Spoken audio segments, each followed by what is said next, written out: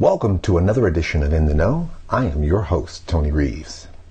Today we're going to continue our discussion about life after Jim Crow, where we focus on the 1970s and the 80s, which were the first generation of integration, as well as the first generation to fully benefit from the Civil Rights Act and the Voting Rights Act, as well as the effects of Supreme Court cases like Brown v. Board of Education. And today, we're going to focus on teaching history. You know, history. History, which is a collective of stories, facts, and representations, which paints a portrait of the historical account of a person, place, or thing. As we all know, history is a crucial part of our educational experience and the foundation of our individual as well as our collective identity. And history is truth-telling. History not only tells us who we are and what we're capable, history also tells us where we came from, and equally important, the lessons that we should learn so we can't repeat them again. Now, everyone agrees history should be taught in order to get an understanding and an appreciation of our past, and to teach us valuable lessons that can be applied to the future. However, history, and more importantly, teaching of history, has always been a touchy, tough debate. As a former adjunct professor, I understand the struggle with educating the masses regarding history. But here's three things that you need to be aware of, because teaching any topic typically comes down to three things. First, the source material. The source material like textbooks. Second, the curriculum. That means that whatever outlines what is being taught. And third, the educator, meaning the individual who is responsible for teaching the materials. Now, the educator is the easiest part, but their ability to educate is heavily reliant on the curriculum as well as the source material, which brings us to this point and presents a unique problem. Invariably, history is a huge topic with multiple points and details that can overwhelm. As such, over time, when preparing source materials and curriculum, a choice has to be made in terms of what information has to be presented. In other words, when you're looking at history, you're ultimately going to give an overview because there's so much information, especially when you're educating kids at the secondary and elementary level. So you have to give an overview in terms of identifying those pieces and parts of history that you want to emphasize for an overview purposes. Unfortunately, as a result, you end up with three potential problems. First, whatever information you focus on, invariably you're going to leave something out. Think about it. Anytime you're trying to distill a lot of information and you're trying to pick in your mind what you should focus on, when you bring something in and you say, this is what we want to bring to the attention, the reality is that anything you present means that you had to make the decision that something couldn't be presented at that time, which then leads me to my second point. Whenever you focus on something and not others, you may advertently or inadvertently send a message as to what information is important. Think about it. If you're talking about a collective amount of history and there are so many different parts, you may not be expressly saying that this information is not as important, but you may be sending the signal that since this is what I want you to focus on, I am going to exclude everything else as not being as important. Which brings me to the third point. The information selected by the individual may be unconsciously biased towards a person's perspective. So what ends up happening is that when somebody is presenting a large amount of information and they pick what information they believe is important, they may unknowingly be creating a bias towards information that they believe is relevant based on their own perspective, which may inadvertently result in excluding other parts that are equally as important. Which brings me to today, as I give you one example of how something historic, which can be taught in two different ways, can result in two different impressions. Today, I want to talk about the historic abolitionist, John Brown, and how he was taught at a Southern school, and I as a Southern student, and one of my friends who was from New York City, and how he was taught in a Northern school. In the know. Good evening, everyone.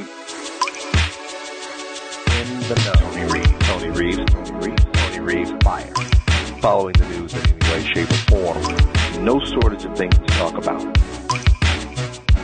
What did it mean? What will it bring? This is a reality we simply have to accept. Tony Reeves, fire. go ahead and get started.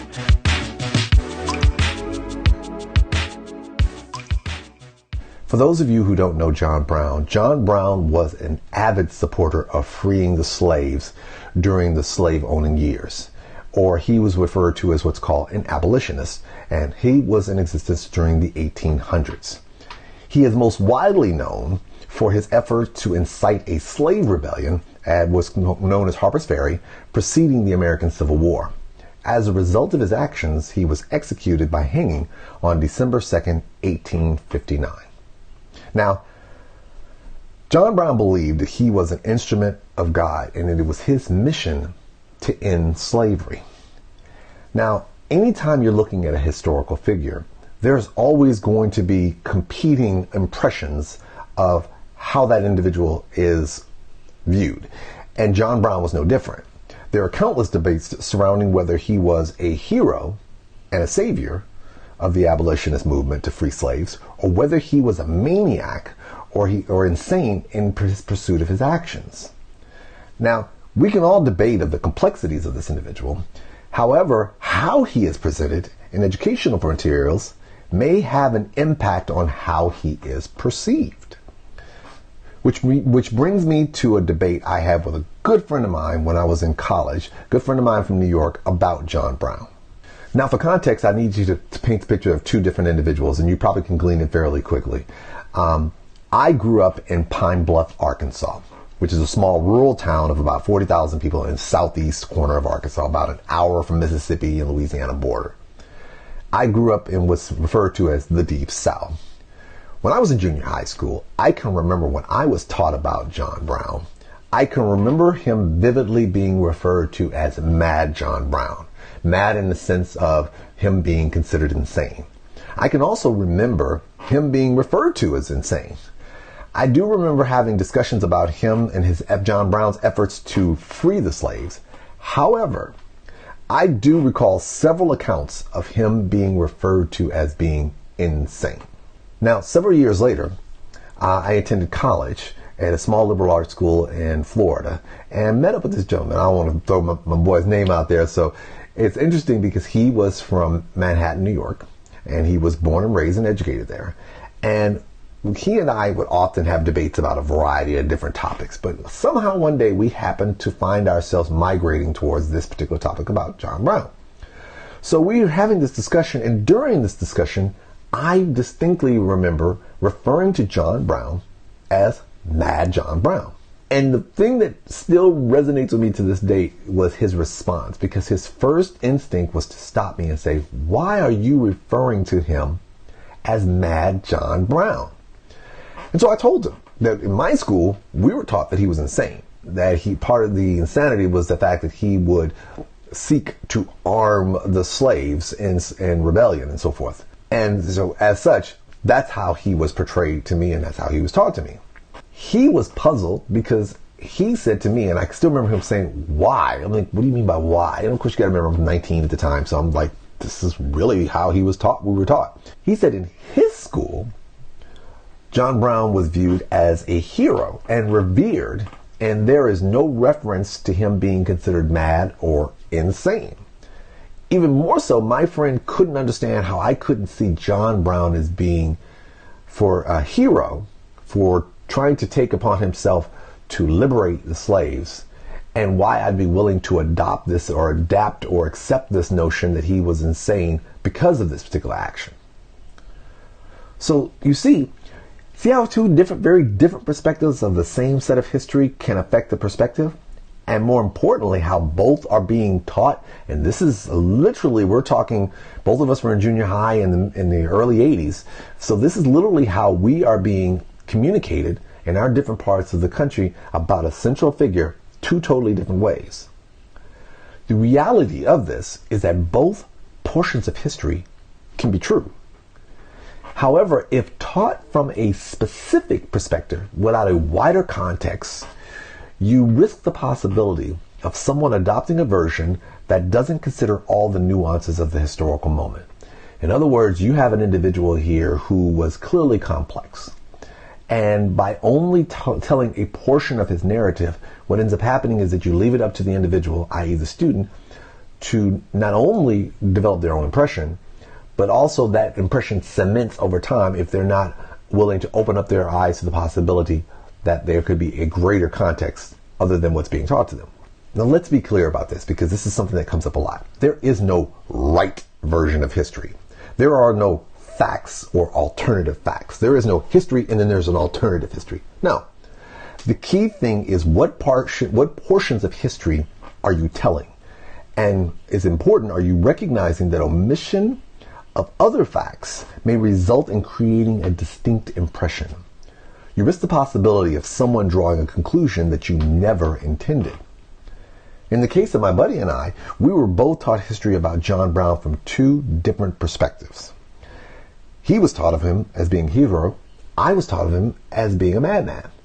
The reality is that providing information that addresses both of those aspects would have given us a fuller picture of the complexities of the man. However, since we both came from different educational systems that selectively chose to emphasize certain aspects of John Brown, we each drew different conclusions about the individual. And as a result, we developed our own perspective based on that information, and we carried those perspectives from junior high into college life. And it's those perspectives that we have that we use to validate our perspectives. And unfortunately, if we're not open to adapting to an evolving expansion of the perspective, we may push back because those original perspectives are so deeply ingrained within us. Well, that's it for today with In the Know with Tony Reeves. Remember, the difficulty of distilling what parts of history should be taught may result in developing a perspective.